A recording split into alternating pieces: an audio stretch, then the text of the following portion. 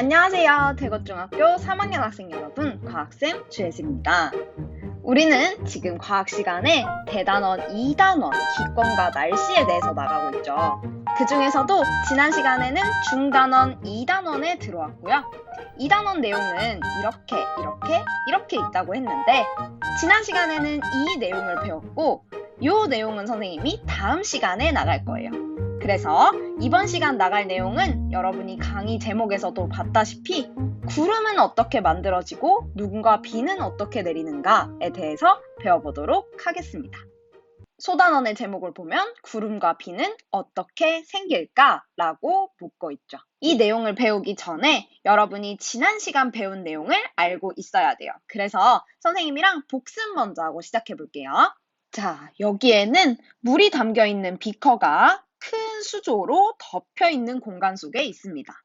그렇다면 이 물은 계속해서 어떤 현상이 일어나요? 증발 현상이 일어나겠죠. 그런데 이 증발 현상이 무제한 계속해서 일어나진 않습니다. 왜냐하면 물이 수증기로 변신해서 증발이 일어나는 것인데 이 공기는 포함할 수 있는 수증기의 양에 한계가 있거든요.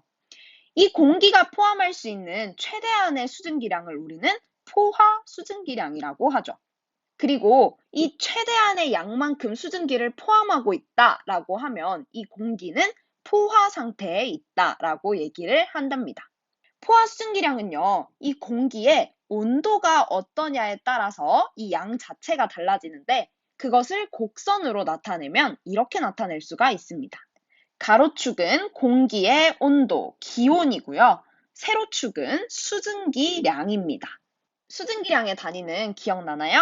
그램 퍼 킬로그램입니다. 곡선을 한번 그려보면 여기서부터 이렇게 올라가는 그래프가 생기죠. 이 그래프를 어떻게 해석할 수 있느냐?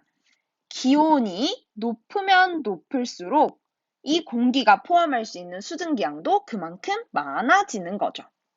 공기의 온도가 높아지면 이 공기가 포함할 수 있는 수증기량도 많아진다는 곡선입니다.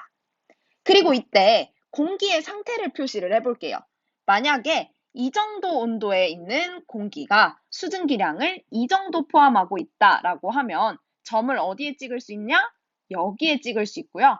이 곡선 위에 찍었다는 말은 그 공기가 포함할 수 있는 최대한의 수증기량을 다 포함하고 있다는 거죠. 그래서 이 점은 포화 상태를 의미하고요. 만약에 여기에 그 공기의 상태를 점으로 찍었다라고 한다면 이 온도에 있는 공기는 이만큼의 수증기량을 포함할 수 있는데 이만큼을 다 포함하지 못하고 있으니까 이 점은 불포화 상태라고 할 수가 있습니다. 또한 이 공기의 현재 수증기량은 이 정도로 가만히 둔 채로 온도만 낮춘다고 생각을 해보면 온도만 쭉 낮추면 이 공기는 포화 상태에 다다르게 되죠. 현재 수증기량은 그대로인데 온도만 낮추다 보니까 여기에 포화 상태에 다다른 거예요. 그런데 이것보다 온도를 더 낮추게 되면 여기까지 오겠죠? 이 상태는 지금 이 온도의 공기가 포함할 수 있는 수증기량을 넘은 상태예요. 그렇다면 이만큼의 수증기는 무엇으로 변하느냐? 물로 변합니다. 우리는 수증기가 물로 변하는 것을 응결이라고 하고 이 차이만큼 응결이 일어납니다. 그리고 마지막으로 온도를 낮추다가 응결이 시작되는 지점에 온도가 있어요. 응결이 시작된다. 이슬이 맺히기 시작한다라는 것인데 이슬이 맺히기 시작하는 그 온도를 우리는 이슬점이라고 했습니다. 빠르게 다시 한번 얘기를 해볼게요. 이 공기가 포함할 수 있는 최대한의 수증기량을 우리는 포화 수증기량이라고 하고 이 포화 수증기량은 공기의 온도에 따라서 달라집니다. 공기의 온도가 높으면 높을수록 그 공기가 포함할 수 있는 수증기량도 그만큼 많아져요. 그리고 여기에 있는 공기는 포화 상태라고 할 수 있지만 여기에 있는 공기는 불포화 상태에 놓여 있으며 이 불포화 상태의 공기에 온도를 낮춰주다 보면은 어느 순간 응결이 시작되는 지점이 있습니다. 그 지점을 우리는 이슬점이라고 하고 이슬점은 이슬이 맺히기 시작하는 온도를 뜻하는 말이라는 거 꼭 기억을 해주세요. 그렇다면 본격적으로 구름 생성 과정부터 우리 수업을 나가보도록 하겠습니다. 구름이 생성되려면 일단 첫 번째, 땅에 있는, 즉 지표면에 있는 공기가 위로 상승을 해야 됩니다. 공기가 위로 상승하게 되면 부피가 변하는데 부피가 왜 변하느냐? 위로 올라간 공기는요, 주변의 공기의 압력이 줄어들게 됩니다. 여러분 이거 뭘로 상상하면 되냐면 우리 풍선을 위로 떠올렸을 때 풍선이 하늘로 높이 올라가면 올라갈수록 그 풍선의 부피가 커질 거예요. 왜 그러냐? 위에는 기압이 낮기 때문이죠. 공기가 상승하게 되면요, 주변의 기압이 낮아집니다. 그래서 이 공기의 부피가 팽창되게 돼요. 한번 그림으로 볼까요? 이렇게 팽창되게 됩니다. 우리는 이러한 공기의 팽창을 단열 팽창이라고 합니다. 단열 팽창이란 어떤 의미일까요?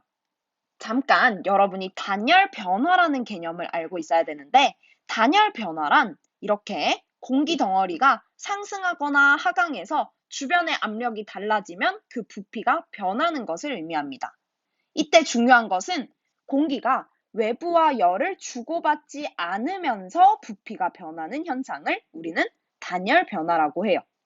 이때 단열 변화가 일어나서 부피가 커지거나 작아지면요, 그 공기 덩어리의 온도가 변합니다. 어떻게 변하냐면 첫 번째, 단열 팽창 때입니다. 단열 팽창이란 이런 공기가 위로 올라가게 돼서 주변의 기압이 낮아지는 것 때문에 부피가 커지게 돼요. 이것을 단열 팽창이라고 하는데 보면 공기 덩어리가 상승해서 주변의 기압이 낮아져서 부피가 팽창한다고 하고 있죠. 이렇게 되면 공기의 온도가 어떻게 되냐면 기온이 하강하게 됩니다. 공기가 팽창되면서요, 자신의 내부에 있는 에너지를 소모하게 돼요. 그러면 기온이 내려간다는 것이죠. 반대로 단열 압축이라는 개념이 있습니다. 이것은 오른쪽 그림을 보면 공기 덩어리가 아래로 내려가서 주변의 기압이 높아지면 부피가 감소하는 거예요. 이때는 이 공기 덩어리의 온도가 어떻게 되느냐? 내부 에너지를 얻게 돼서 기온이 상승하게 됩니다. 자, 그럼 다시 구름 생성 과정으로 돌아와서 공기가 상승했고 주변의 기압이 낮아서 단열 팽창이 일어났어요. 단열 팽창이 일어나면 기온이 어떻게 돼요? 그렇죠. 하강하게 됩니다. 왜냐하면 팽창하는데 내부 에너지를 소모했기 때문이라고 얘기했습니다. 자, 이렇게 공기의 온도가 계속해서 내려가다 보면 이 안에 있는 수증기들이 어떻게 될까요? 지금 이 단계에서 공기 덩어리가 더욱 상승한다고 생각을 해봅시다. 더욱 상승하게 되면 단열 팽창이 더 많이 일어나서 기온은 더욱더 하강하게 될 거예요. 기온이 계속해서 내려가다 보면 어느샌가 이슬점에 도달하게 되는데 여러분 이슬점이 뭐죠? 응결이 시작하는 온도예요. 이 이슬점에 도달하게 되면요, 이 공기 덩어리 안에 있던 수증기들이 서로 뭉치게 됩니다. 응결이 된다는 거죠. 수증기가 이슬점에 도달해서 응결이 일어나기 시작하면 물방울로 변화하게 되죠. 수증기가 응결이 일어난다는 것입니다. 글로 한번 볼까요? 수증기 응결이 일어나서 이것이 구름이 된다는 것입니다. 구름은요, 여러분들이 알다시피 물방울들이 모여있는 것이에요. 이 물방울들이 어떻게 생겼는가 하니 공기가 맨 처음 상승해서 부피가 팽창됐고 이것을 단열 팽창이라고 하며 기온이 하강하다가 결국 이슬점에까지 도달하게 되면 수증기가 응결이 시작되는 거예요. 수증기가 응결되면 뭐가 생겨요? 물방울이 생기고 그것들을 우리는 모아서 구름으로 볼 수 있는 거죠. 이러한 구름을 우리 손 안에서 한번 만들어 볼 수가 있습니다. 구름 발생을 실험을 한번 해볼 텐데요. 실험 재료는 이런 페트병이에요. 이 페트병 안에 들어있는 이 까만색은 온도를 측정하는 온도계입니다. 맨 처음에는 공기를 압축시키면서 온도를 한번 볼 거고요. 두 번째는 이 뚜껑을 열어서 공기를 팽창시킬 거예요. 그리고 변화를 관찰해 볼 거고 세 번째는 이 안에 향연기를 넣어서 한번 실험을 똑같이 반복해 볼 겁니다. 그럼 이 실험 영상을 통해서 보고 오도록 하겠습니다.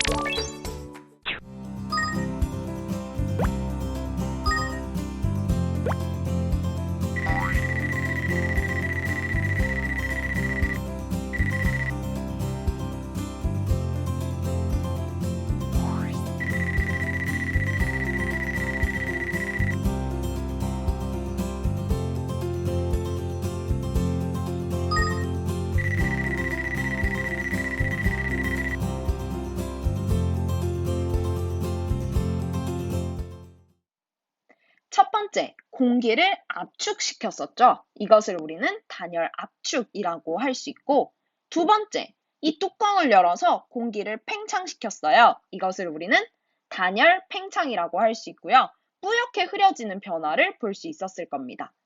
또한 단열 팽창이 일어나면서 온도가 감소하기도 했죠. 여기 파트가 우리 구름이 발생하는 과정이죠. 단열 팽창이 일어나서 온도가 감소했고 응결이 일어나면서 뿌옇게 흐려지는 것을 관찰할 수 있었던 겁니다. 그리고 향 연기를 넣어서 실험을 하면요. 더욱더 뿌옇게 흐려지는 변화가 나타나게 되는데 이것은 이 향이라는 것이 수증기들이 뭉쳐지는 그 응결을 촉진시키는 역할을 해요. 응결핵 역할을 한다는 것입니다. 이 응결핵이 있으면요, 수증기의 응결이 더 빨리 일어나게 돼요. 우리 하늘을 보면 구름이 있는 날도 있고 없는 날도 있죠? 구름이 생성되는 경우들이 있습니다. 구름이 만들어지려면 첫 번째 단계가 뭐였어요? 공기가 상승해야 됐죠. 구름이 생성되기 위해서는 이 공기가 먼저 상승을 해야 되는데 공기가 상승해서 구름이 생성되는 경우들이 있습니다. 첫 번째는 지표면이 강하게 가열될 때예요. 여러분이 여기서부터 집중해야 될 거는 공기가 상승하는 경우에는 어떤 것이 있나 라는 것이에요. 지표면이 온도가 높아지게 되면은 공기가 위로 방방 뜨게 되죠. 공기가 상승하게 되는 경우 첫 번째고요. 두 번째는 공기가 한가운데로 모여들 때입니다. 이쪽 공기가 많아지게 되면 자연스럽게 공기는 위로 상승하게 됩니다. 세 번째 상승하는 경우는 공기가 산을 타고 오를 때입니다. 공기가 바람 타고 이렇게 가다가 산을 만났어요. 그러면 상승하게 되겠죠. 이 경우에서도 구름이 생성되고요. 네 번째 경우는 따뜻한 공기랑 찬 공기가 만날 때입니다. 찬 공기는 아래에 가라앉아 있고 따뜻한 공기는 위로 올라가려고 하는 성질이 있죠. 이때 위쪽으로 공기가 올라가려고 하면서 공기의 상승이 일어나고 구름이 생성되게 됩니다. 하나, 둘, 셋, 네 가지 경우 기억을 해주세요. 우리 이번 시간에 마지막으로 배울 내용은 그러면 눈이랑 비는 왜 내려요? 하는 부분입니다. 우리 이렇게 눈과 비 형태로 지표에 내리는 것들을 강수라고 다 포함해서 얘기를 할 수 있는데요. 강수를 배우기 위해서는 이 부분을 먼저 알고 있어야 됩니다. 여러분, 위도라는 개념을 알고 있나요? 위도는 지구로 봤을 때 이 선을 의미해요. 이 선은 지금 적도죠. 적도는 우리 위도 0도라고 표시를 합니다. 아마 사회 시간에 배웠을 거예요. 위도가 0도라는 것은 위도가 낮은 저위도 지방인 거죠. 이와 반대로 북극, 남극 같은 경우에는 이 위도가 90도입니다. 90도라는 것은 고위도 지방이라는 것이고 그 중간은 우리가 중위도 지방이라고 하죠. 이 지구를 봤을 때 가로선들, 요것이 위도이고 중간 이 지점이 저위도 지방, 이 지점이 고위도 지방이라는 것을 기억을 해주세요. 먼저 중위도 지방과 고위도 지방에서 눈과 비가 형성되는 것은 이렇게 일어납니다. 구름 속에 지금 수증기들이 있어요. 수증기들도 있고 뭐도 있냐면 얼음 알갱이들이 있습니다. 이 수증기들이 얼음 알갱이와 만나게 되면요. 얼음으로 변해버려요. 그렇게 되면 얼음 알갱이가 점점 커지겠죠. 이 얼음 알갱이에 수증기가 붙어서 계속 얼음 알갱이가 커지게 됩니다. 얼음 알갱이가 계속 커지면 어떻게 되겠어요? 떨어지겠죠. 이 성장한 얼음 알갱이가 그대로 떨어지면 눈이 됩니다. 그런데 떨어지다가 녹으면 비가 되는 것이죠. 중위도, 고위도 지방에서는 이렇게 눈과 비가 형성이 되는데 우리나라 같은 경우에는 무슨 위도에 속하죠? 중위도에 속합니다. 그래서 이런 과정을 통해서 강수 현상이 일어난다고 보면 되겠어요.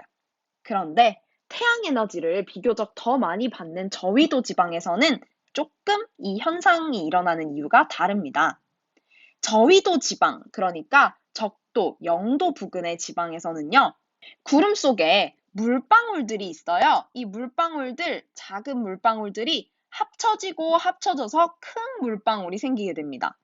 물방울이 커지면 어떻게 돼요? 떨어지겠죠. 그게 비입니다.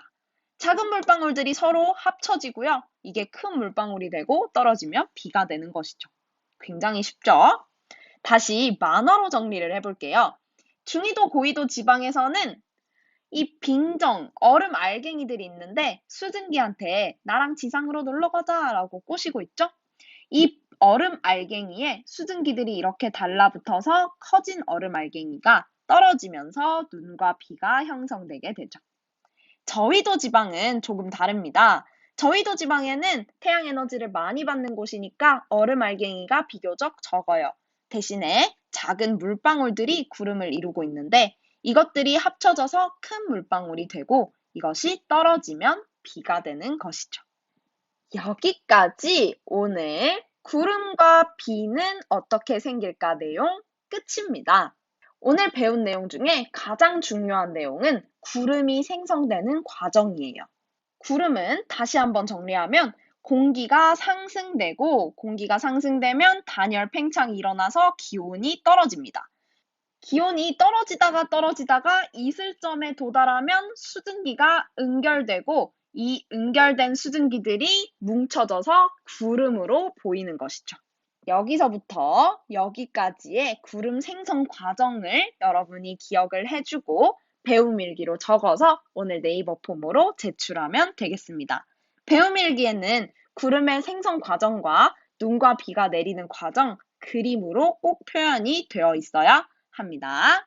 오늘 수업은 여기까지 하겠습니다. 그럼 선생님이랑은 금요일에 보겠습니다. 안녕.